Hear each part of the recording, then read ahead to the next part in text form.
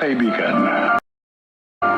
pakinggan po natin ang kwento ng isang binatang laging late sa mga appointment. Siya ay walang iba kundi si Islaw.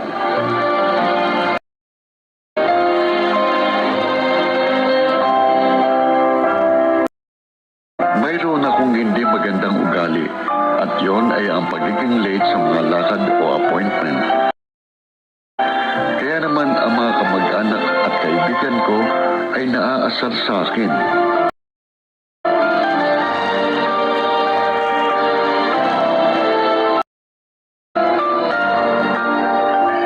Ano ba yan, Tolis? Wala pa rin si Islaw. Mahigit isang oras na tayo naghihintay dito. Ano ko ba naman, Kadyo? Kung magsalita ka, para namang hindi mo kilala si Islaw. Alam ko naman yun. Pero importante itong lakad natin.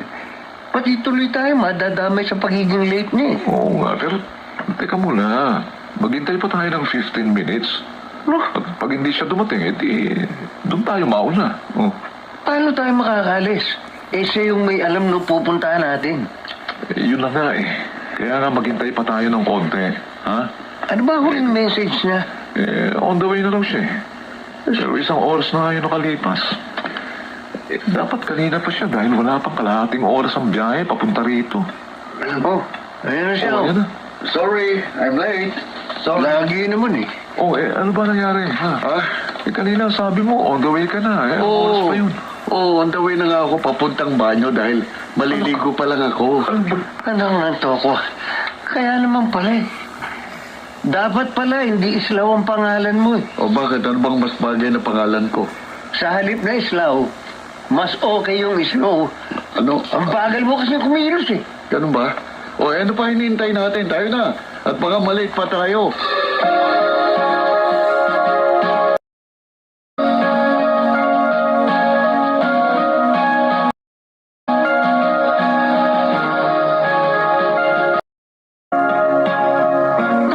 Nay, nasaan na po si Islaw? Baka natutulog pa. Ha?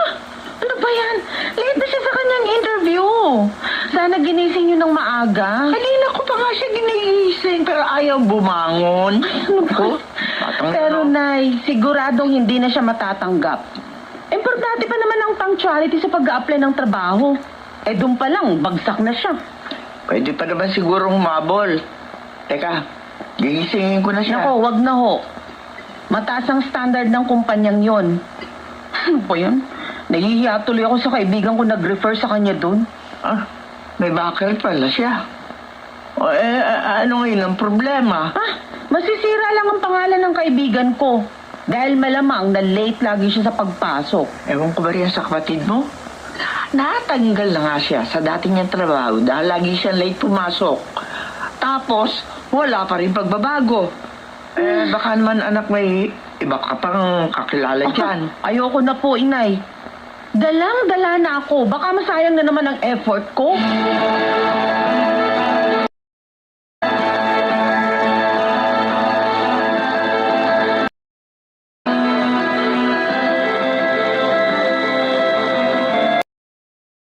Dumating ka pa. Anong petsa na? Pasensya na traffic ako eh. Sobra talagang traffic kapag Sabado. O sana umalis ka na mas maaga. Maaga akong umalis, ang kaso sobrang traffic talaga. Pareho lang tayo na traffic. O ba't ako nakarating sa oras? Halos 2 oras mo akong pinaghintay. Oh, sorry na nga eh. Huwag ka nang magalit. Pakisama. Huwag mo kalikaan. Bad trip ako sa'yo. Oo naman naglalambing lang ako eh. Please naman, Upeng. Pagpasensyaan mo na ako. Naku, Islaw, ha? Malapit nang maubos ang pasensya ko. Para ka naman kasing hindi mo ako kilala eh. Ganito na ako kahit nung naliligaw pa lang ako sa'yo, di ba? Kala ko pa naman, tanggap mo ng kapintasan ko dahil mahal mo ako. Oo, mahal kita. Alam mo naman yan eh. Pero kung talagang mahal mo ako, dapat matuto ka mag-adjust. Wala ka na ba talagang pag-asang magbago? Kaya nga ayokong mangako dahil baka hindi ko matupad. Ano ba magagawa ko? Yun ang weakness ko. Oo, naintindihan kita.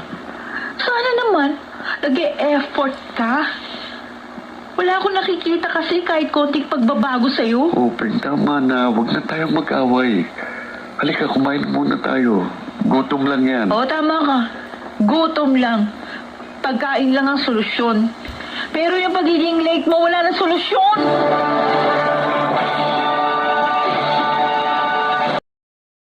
Ito ang aking buhay.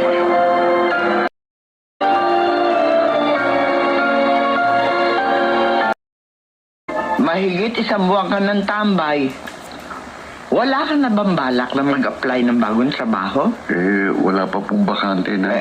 Naghahanap ka ba? Siyempre naman ho. Ang kaso, lagi ako nauunahan ng mga kasabay ko eh. Paano hindi ka mauunahan?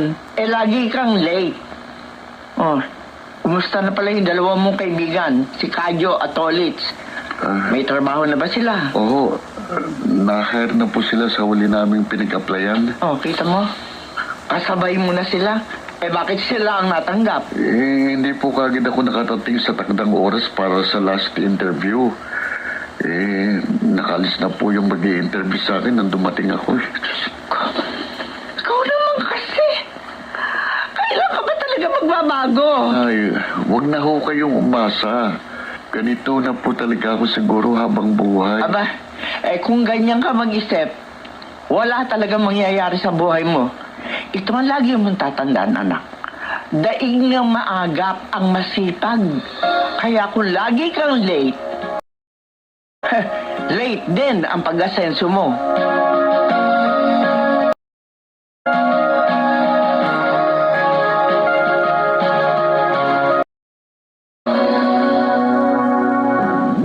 Buti naman napasyal ka, Iha. Oo nga, Upeng. May usapan ba kayo ni Islaw? Umalis siya eh. Napadaan lang po ako. Meron kasi akong pinuntahan. At ilang araw na po kami na hindi nag-uusap. Ganun ba? Kamusta na siya, Ate Lourdes? May bago na ba siyang trabaho? Sana.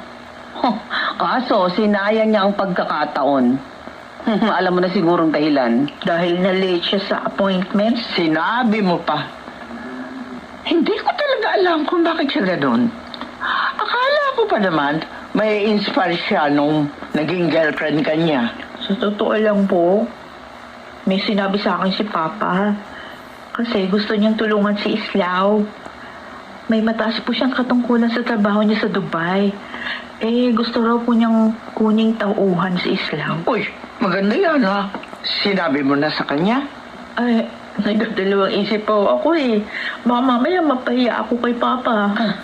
Bahala ka kung kukumbinsihin mo siya. Pero sana, hindi na niya sayangin ang pagkakataon.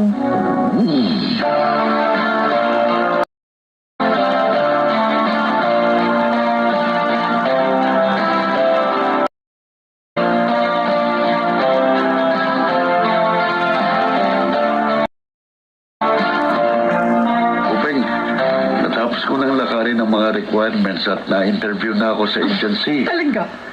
Hindi ka late? Uy, yung wala. Actually, na-late ako. Pero mabait naman yung nag-interview sa akin. Yun nga lang, sinermonan ako. Naku! Naku, ngayon palang kinakabahan ako. Ha? Uy, Islaw, please. Huwag mo akong ipapahiya.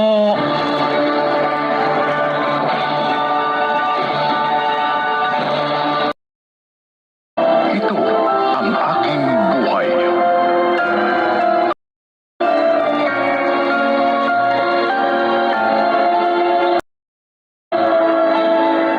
Oh, bakit bumalik ka?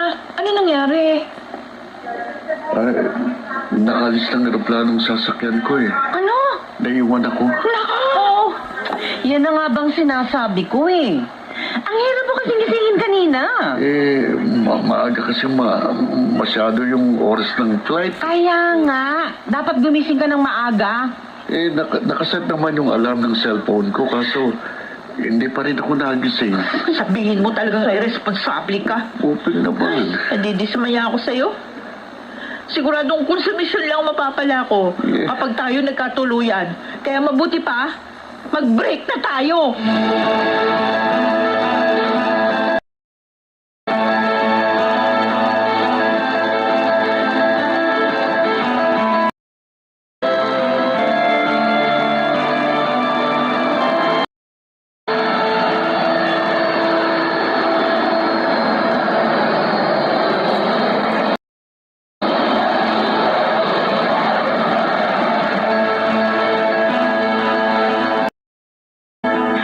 Pero swerte ka pa rin, Islaw.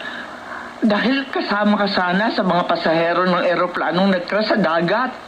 Sa dagat nga bumagsak, pero ayun, patay pa rin lahat ng pasahero. Oo nga. May naging mabuti ring bunga ang pagiging late ko. May dahilan ng bawat pangyayari. Kaya sana, alam mo ang mensahe sa iyo ng trahedyang yun. Oo nga. Opo, Nay.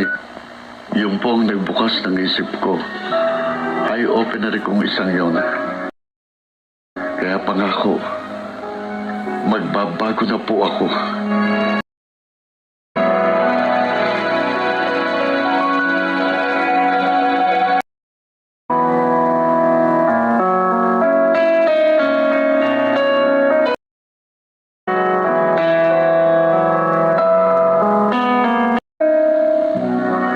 Salamat. Napatawad mo ko, Uben. Siyempre, mas gugustuhin ko pa rin na buhay ka, Islaw. Don't worry. Dahil pangalawang buhay ko na ito, hindi ko nasasayangin ang huling pagkakataong binigay sa akin ni Lord. Promise? Oo. Malakas lang ang loob kong mga ako dahil determinado na ako. Gagawin kong lahat para mabago ang aking kapalaran.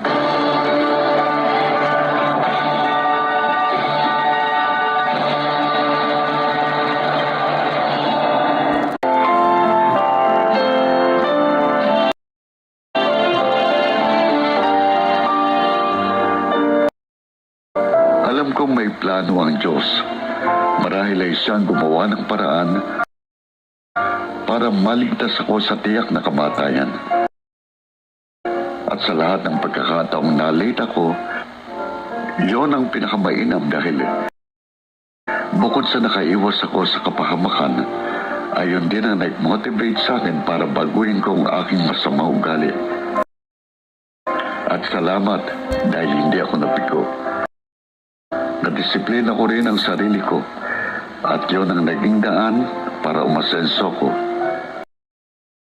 Ako po si Islaw at ito ang aking buhay. May mga pangyayari talaga sa buhay natin na siyang magtutulak upang tayo ay magbago para sa ikabubuti ng ating sarili.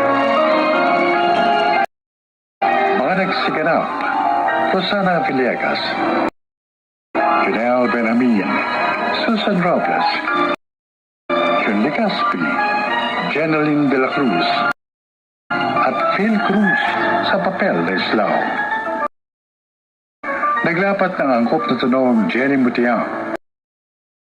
Sa musika, Buboy Salonga. Supervisyong teknikal, Eric Lucero at Bong Muyar. Creative consultant of Phil Cruz. Production assistant Anching Cruz. Ito'y mula sa panulat ni Toti Sandoval. Sa direksyon, June Martin Ligaspi at Maynard Lanticho Jr. Ito ang aking buhay.